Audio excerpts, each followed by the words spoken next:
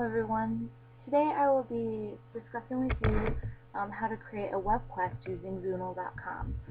I'm not sure if all you guys know what a web quest is, but it's pretty much an online interactive activity for students to do online. A lot of teachers use this just to engage students in technology, and the web quest is great because it goes step by step exactly what the child has to do. So they're given instructions how to do it, and they go to a website, or they have to go read something from an article or something like that, and at the end they have an ultimate goal of why they're collecting this information or what they're learning. So we're going to go to Zunal.com right now. So www.zunal.com.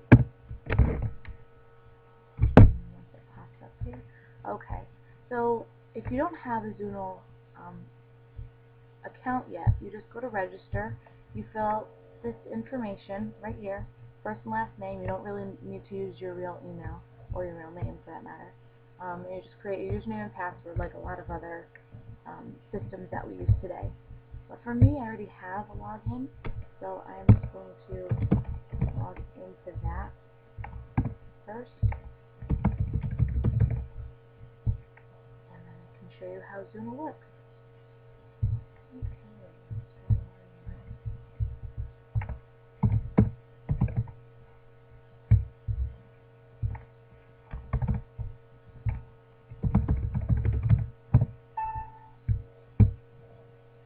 There we go. Okay. So those of you who don't have a web quest yet, you go to create web quest. Unfortunately, it shows that mine's blocked off because this website only allows you to create one web quest unless you pay for a extended membership with them. So I'm just going to go back to my dashboard, which brings you back to the options of my profile and stuff like this. So I already have my web quest, so I'm just going to click here, and this is a way that you can update it. So either you can delete the web quest or you can start on your web quest again. So I'm just going to delete it and start all over. And show you how to build a web quest.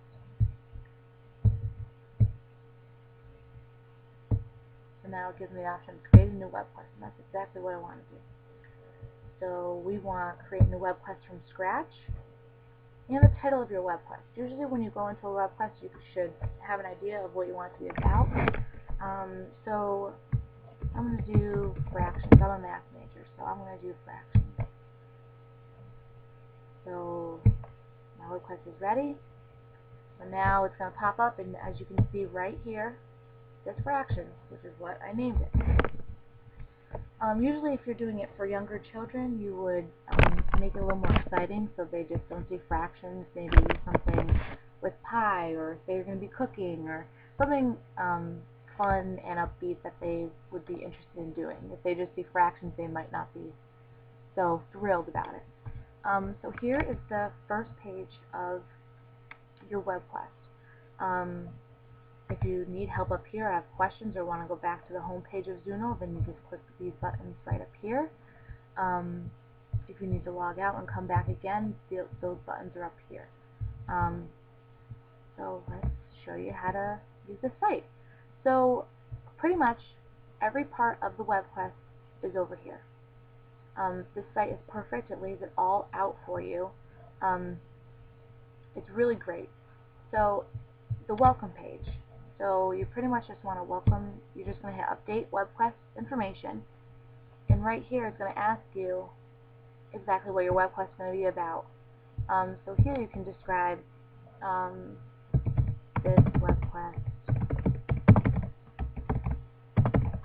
will guide students through online work to teach them basic information about fractions. And this is very vague. This would normally be very specific, but for time's sake, I'm just going to be very vague. And the appropriate grade level. So if I'm just talking about basic information about fractions, like they don't know, we're going to show them what a half looks like, what a third looks like. It's probably going to be second grade, so it'll be K through second grade. And in the curriculum down here, we want to pick math. because that's what it is. So math. And down here under keywords, this is just so if someone's looking up WebQuest, they can type in a word and your WebQuest might come up online. So we're going to put fractions. We'll put in pies because if we're going to be dealing with pies. Let's see. And halves. So that's pretty, I mean, you can list as many words as you want. As you go through, you'll realize you have more words that you want to add that is more specific to your WebQuest. So you just hit save now, like I did. Save that page, and then you just hit save and please continue. So as you can see, all of the information I just typed in is now here after we saved it. So that's pretty cool. Then if you want to add a picture, say we want to add a picture of, I don't know, cooking. If we're going to make this really about cooking in fractions, we just hit update image. And then you browse your computer. Unfortunately, I don't have any pictures of pies or anything like that, so I'm not going to update a picture, but you can hit browse and it goes through, you can go through your computer, save it on the computer, and so forth, which I'm sure all of you guys know how to do.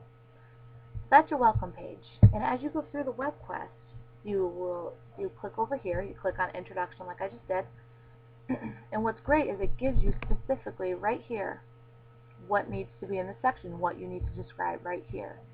So if you hit update content, like we did last time, you type in exactly what you want to say in the introduction. So welcome new cook. Say we're going to have them cook.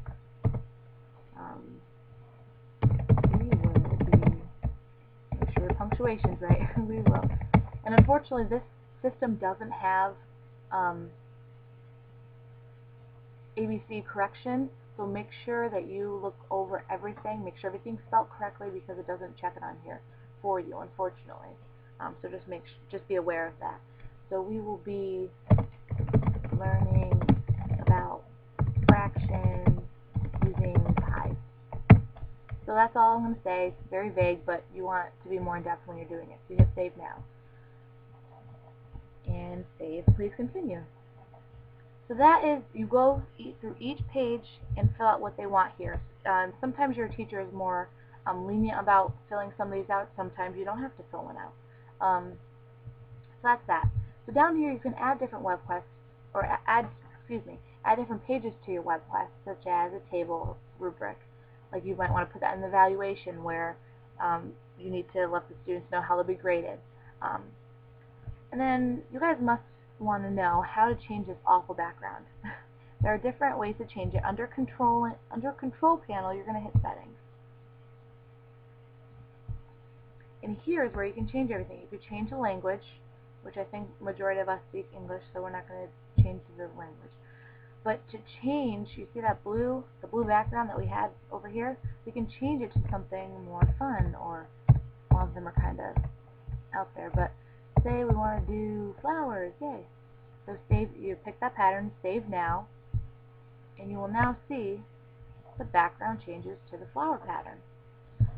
And then you can also change this green here, the colors of these tabs. You can change that color. Right now it's called the yellow-green. So say we wanted to do turquoise. See, it gives you a look right here of what it changes to. So now it's blue, so it matches the background. So that's pretty fun. So now, say you are all set with your WebQuest. You are going to come down here to the control panel and you're going to publish it.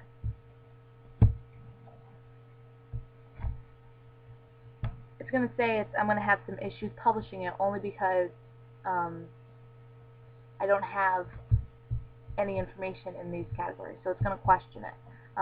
But you can publish it. I'm not going to actually publish it because it's not really useful to anybody right now. But my my URL to this WebQuest is here.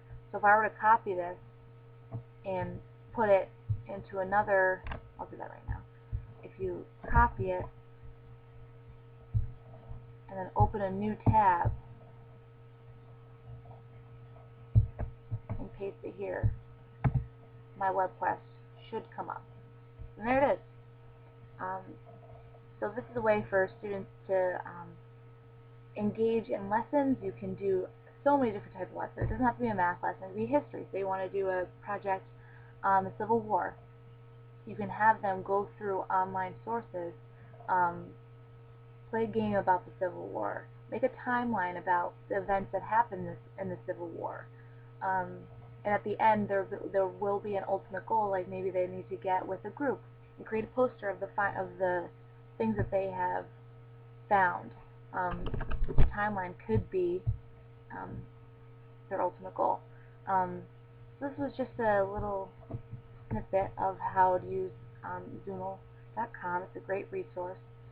There are also many other ways to create a web quest, but we're not going to go into that. So I hope you will use Zunal in the future. It's a great resource to create a web quest. And thank you for your time.